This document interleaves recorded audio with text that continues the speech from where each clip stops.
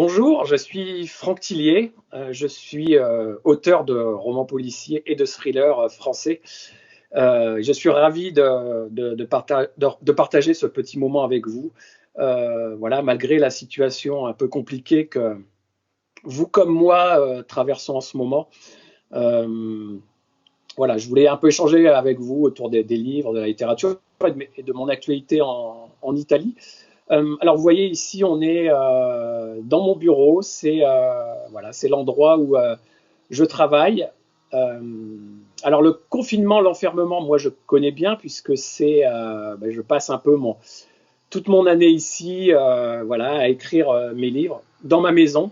Ici, on est dans l'endroit le plus haut de la maison et j'en ai fait mon bureau. Donc c'est ici que je crée toutes mes histoires. Alors j'ai écrit en France plus de 18 romans.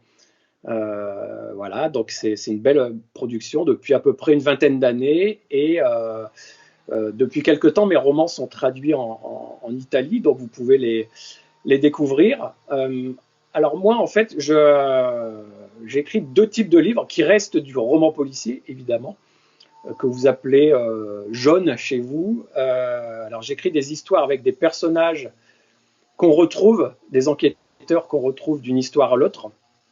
Donc un couple que les lecteurs aiment retrouver. Et puis j'écris aussi ce qu'on appelle des one-shots, c'est-à-dire des romans qui sont complètement indépendants et qui sont des vrais thrillers, c'est-à-dire des histoires où quand on ouvre le roman, on a envie voilà, de découvrir ce qui va se passer. Et ce sont ces romans-là qui sont traduits chez Fadzi et donc que vous pouvez découvrir déjà, que vous allez pouvoir découvrir puisque eh bien, il y a le manuscrit inachevé qui a été publié l'année dernière. Donc celui-là, vous pouvez le découvrir. Je vais en parler un petit peu après. Et puis, vous allez pouvoir découvrir aussi l'un de mes autres romans voilà, que j'aime beaucoup, qui s'appelle Rêver, dont je vais vous parler aussi très, très, très, très prochainement. Alors moi, j'ai une formation d'ingénieur en informatique à la base. Voilà, j'aime tout ce qui est logique, tout ce qui est complexe, tout ce qui est problème. Et c'est vrai que dans la structure des romans policiers ou des enquêtes, on retrouve un peu cet esprit de mécanique un peu que j'aime beaucoup. Et donc voilà, j'écris des histoires qui sont un peu comme des puzzles, c'est-à-dire où le lecteur essaye de comprendre le cheminement qui est le mien, qui est celui de l'auteur. Et je sais que les lecteurs de thrillers et de romans policiers aiment ça, aiment cette mécanique-là. Ils aiment enquêter, ils aiment jouer. En fait, pour moi, l'écriture, c'est un jeu entre un auteur et un lecteur. Et c'est vraiment ça que j'essaye de créer dans mes livres. Dans le manuscrit inachevé, c'est exactement ce qui s'est passé. D'ailleurs, si vous faites des petites recherches sur Internet et que vous regardez les critiques qui ressortent de ce roman, c'est vraiment ça, c'est-à-dire une structure de roman assez incroyable où on a vraiment envie de savoir ce qui va se passer. Alors, le manuscrit inachevé, c'est l'histoire justement d'une romancière qui écrit elle-même des thrillers dans le livre et dont la fille a disparu 4 années plus tôt. Et bien en fait l'histoire démarre 4 années plus tard et bien en fait cet auteur de thriller va se rendre compte qu'il y a peut-être de nouveaux éléments qui ont été trouvés par son mari dont elle s'est séparée à l'époque parce que la situation était très difficile, qu'il a peut-être découvert des nouveaux éléments qui pourraient lui indiquer si sa fille est vivante ou morte. Donc il lui téléphone un peu paniqué, il dit j'ai trouvé des éléments, viens me rejoindre. Elle va le rejoindre dans une petite ville de la côte du Nord, au bord de la mer, l'automne, donc un peu désertique. Et sauf qu'en fait, quand elle arrive dans la maison de son mari, il est amnésique et donc il est incapable de lui expliquer ce qu'il a découvert. Et donc elle va devoir se débrouiller pour essayer de retrouver la trace de sa fille 4 ans plus tard, hein, est-ce qu'elle est vivante, est-ce qu'elle est morte, qu'est-ce qui s'est passé. Donc voilà, ça va être un peu sa quête, avec en plus de ça une histoire policière en parallèle qui se passe dans les Alpes, donc pas très loin non plus de chez vous. Donc vraiment deux histoires comme ça qui vont s'entremêler dans le roman. c'est vraiment ce que j'aime faire dans mes livres, des histoires très bien structurées, où on se doute que les histoires qui n'ont rien à voir vont finir par se recouper. Et encore une fois, c'est le jeu dont je vous parlais, entre un lecteur et un auteur. Donc voilà, je vous invite à le découvrir si vous ne connaissez pas, si vous aimez les romans à suspense.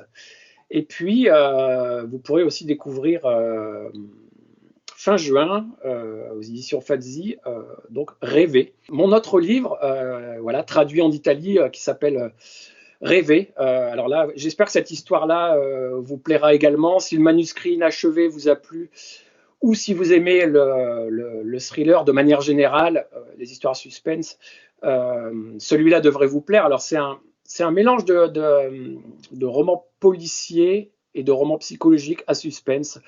Le personnage principal s'appelle Abigail, c'est une jeune femme qui est ce qu'on appelle une psychocriminologue, c'est-à-dire elle aide la police sur les grosses affaires criminelles d'un point de vue psychologique. Elle essaye de comprendre les comportements criminels pour apporter un éclairage quand les affaires n'aboutissent pas.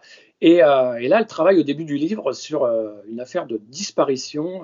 4 enfants ont disparu, vraiment sans laisser de traces, et la police est perdue, et donc elle les aide à essayer de comprendre ce qui peut se passer dans la tête du criminel. Et en même temps, on va suivre une affaire très très personnelle d'Abigail, qui est un personnage très intéressant parce que c'est un personnage qui souffre de ce qu'on appelle la narcolepsie. Alors la narcolepsie, c'est un trouble du sommeil, une maladie assez grave et difficile à vivre. Alors vous la connaissez peut-être. En tout cas, l'un des aspects de cette maladie, c'est que les personnes qui en souffrent s'endorment n'importe où et n'importe quand. Voilà, ils peuvent marcher dans la rue et d'un seul coup avoir envie de dormir, et au bout de 10 secondes, ils doivent absolument dormir. Donc elle a ce symptôme-là, mais surtout elle a un autre symptôme qui est un peu moins connu, mais qui est vraiment handicapant, c'est que elle a des rêves tellement puissants, tellement réalistes, qu'elle ne sait plus très bien si elle rêve ou si elle a vécu vraiment les scènes qu'elle a rêvées. Et donc, quelque part, pour elle, la réalité et les rêves se mélangent dans ses souvenirs, dans sa tête. Et au début du livre, son père veut l'emmener, elle et sa fille, passer un week-end en voiture. Elle met sa ceinture de sécurité à l'avant de la voiture, et son père a un accident, c'est-à-dire qu'il fonce dans un arbre, et quand elle se réveille à l'hôpital, elle apprend que son père et sa fille sont décédés malheureusement, mais qu'elle a réchappé à l'accident, qu'elle était à une dizaine de mètres de la voiture, dans l'herbe, sans aucune égratignure, et surtout qu'elle n'avait pas mis sa ceinture de sécurité. Et ça, c'est très troublant parce qu'elle est persuadée de l'avoir mise. Et donc, il y a quelque chose qui s'est passé autour de cet accident-là qui va la forcer à enquêter sur elle-même et sur ce qui a pu se passer exactement à ce moment-là. Et donc, on a quelque part une double enquête, à la fois policière et à la fois individuelle, autour de ce sujet-là qui est le sommeil. J'aime beaucoup creuser des sujets scientifiques un peu dans mes livres, et c'est vrai que le sommeil, ses mystères et tout ce qui est cauchemar et rêve, c'est au cœur de ce roman. Voilà, j'espère que c'est un roman qui va vous faire un peu rêver, qui va en tout cas vous permettre de vous évader un peu de la situation compliquée dans laquelle on vit. J'ai été ravi de partager ce petit moment avec vous. Je pense beaucoup aussi à vous régulièrement parce qu'on est voisins et on parle beaucoup de l'Italie ici en France, puisqu'on a vraiment les mêmes problèmes, les mêmes difficultés par rapport au virus. Donc prenez soin de vous, prenez soin de votre famille. C'est des moments aussi où c'est bien de resserrer autour des éléments essentiels. C'est peut-être ce que peut nous apprendre finalement cette pandémie.